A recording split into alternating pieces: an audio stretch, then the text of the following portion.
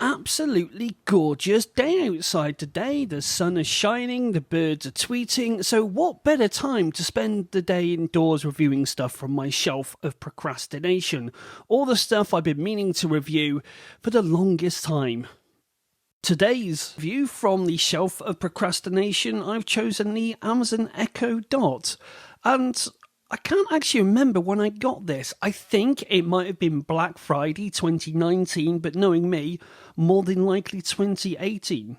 Now, why does anybody want to see this review? Well, probably no one does, but social isolation is taking its toll.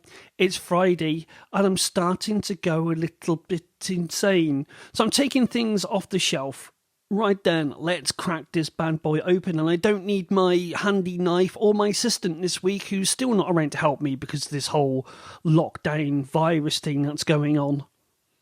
And you know, I like that little smile. It's a really nice little touch when you get a product to see something daft like that. Taking it out of the box, packaging is practical and minimal, with the wrap here going around the speaker itself to keep all the dust bunnies out. And as easy as it may be for me to compare it to Apple packaging, not that I'm an Apple fanboy, I won't. Instead, I'm going to treat it as a 30 quid speaker with a bizarre amount of microphones and Alexa built in. Although I have a Sonos, I have bought cheap Bluetooth speakers in the past and they sound absolutely rubbish. And I really don't want to take this plastic off because I'm one of those people that will keep plastic protectors on things for as long as possible, unlike some animals out there. And the speaker is actually quite a decent weight. On the back, we have the power connector and a line-in connector to get things going. I don't know why I'm trying to power it on because I thought it had a battery and I don't know why. Right. Okay, so I'm going to tackle this review in two stages. I'm going to unbox it and have a general look at it, and then actually use it over the next couple of days to see how I get on with it.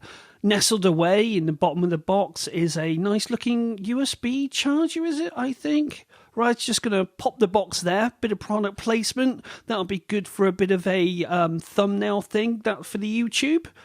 Right, that's not a bad looking charger. What have we got here? 15 watts at 1.25 amps. That should be more than good enough to charge an iPad.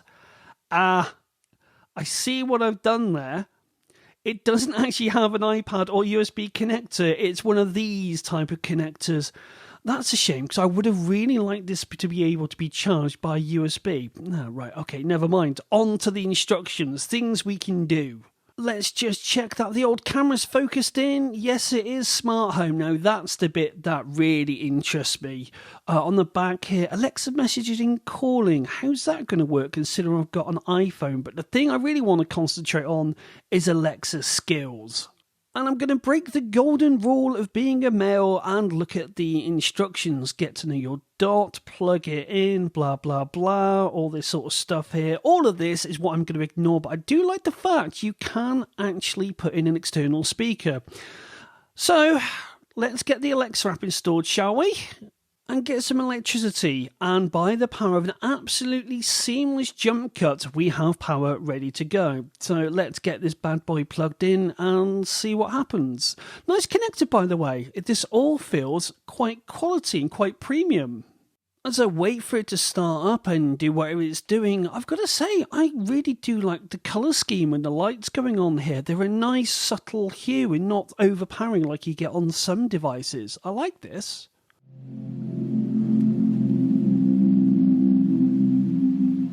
Ooh, it's starting to get all active and make all sorts of noises and stuff. Oh, hello. To continue, download the Alexa app.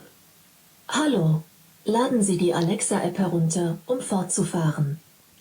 Okay, starting to get... I'm starting to think here that it might just want me to download the app to my phone. And why is it I always get a low battery warning right when I'm in the flow of a review? Whenever I seem to do a tech review, I always seem to have an issue with passwords, and today was no exception, because when I entered my Wi-Fi password incorrectly, I ended up at this strange development. And then it logged me all the way out. I had to force close the app and log back in again. Oh, God, this is torturous at times. Anyways, after logging back in, you get to the customary permission screen that Apple likes you to do, and I was a little bit concerned initially that you can't seem to separate your permissions between contacts and notifications, which, I don't know, seems a bit odd to me. And also, can anyone explain why there seems to be a dog next to the woman on the Give Amazon Permission screen? At this point, I'm a little bit bewildered how I've managed to mess up such a simple installation. As you can see there, it wanted me to add the Echo Dot, but it's already there, but it's showing offline. And I don't know how, but I'd completely forgotten that I'd bought an Amazon Fire to make a till system out of it, so that's quite a pleasant surprise. And you joined me just as I've done a factory reset to try and get the thing up and running again. And this was all because I'd entered my Wi-Fi password incorrectly during the first setup. So let's see what happens here. And this is, thankfully, looking a bit more blinking promising. And after a small wait, yes, finally, things are looking a little bit more promising. Your device is ready. Well, this is turning into a voyage of discovery, or I should say rediscovery, as I'd completely forgotten I dabbled with Alexa on my iPhone a while ago, as I was a little surprised to see some messages nestled there in the communications part of Alexa from friends who'd sent me messages way back in 2017. The whole reason for getting the Echo Dot is because I've become a bit obsessed with the whole home automation thing. And I remember now that I actually bought my first LIFX light bulb back when it was a fledgling Kickstarter. And just to have a look how the technology has moved on, here's the two side by side, although the newer one is just a mini, which again, I picked up on the Black Friday. And I can definitely see myself not getting bored at all of doing lights on, lights off. And I'm actually even starting to look now at what other plugs and devices I can possibly get to work with Alexa. Increase office light brightness 43%. Okay. Alexa, increase office light brightness 1%. Okay. Alexa, lights off. Okay. Once again, a very simple YouTube review has taken way too long, but it's given me an idea. Now, you see, we're all used to seeing this, opening it up, inputting all the contents and blah, blah, blah. But I've had an idea.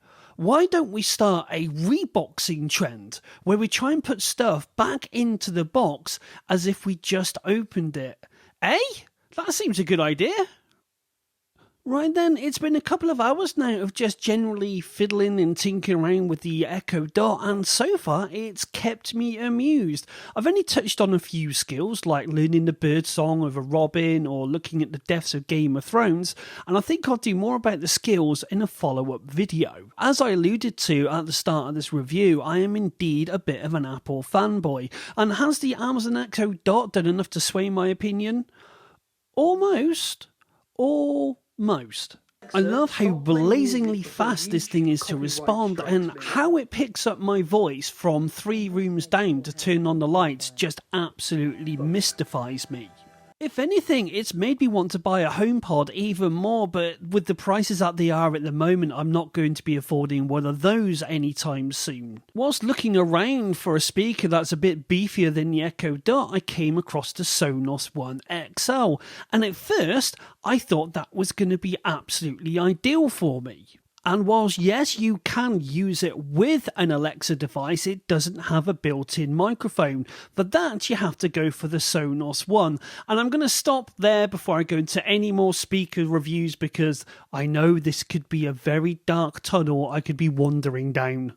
The only thing that's stopping me embracing this smart speaker world is podcasts. And what I'm after is a smart speaker that I can yell at that will not only do home automation, but will also be able to resume a podcast of where I finished on a different device. And maybe AirPlay 2 is a little bit of a workaround, but the Echo Dot has spoilt me because I don't want to be saying, "Hey Siri, play the Watching Men podcast on my HomePod." It just seems a little bit wieldy and, dare I say it, old-fashioned.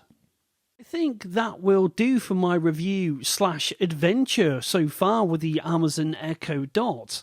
A simple Friday afternoon review has turned into quite a bit of an adventure. And if you've been even the slightest bit remotely entertained, how about pressing on the like button? You can leave a comment below, and if you want to go all out, I'd really appreciate it if you clicked on the subscribe button as well, so you know the next time we pick something from the shelf of procrastination.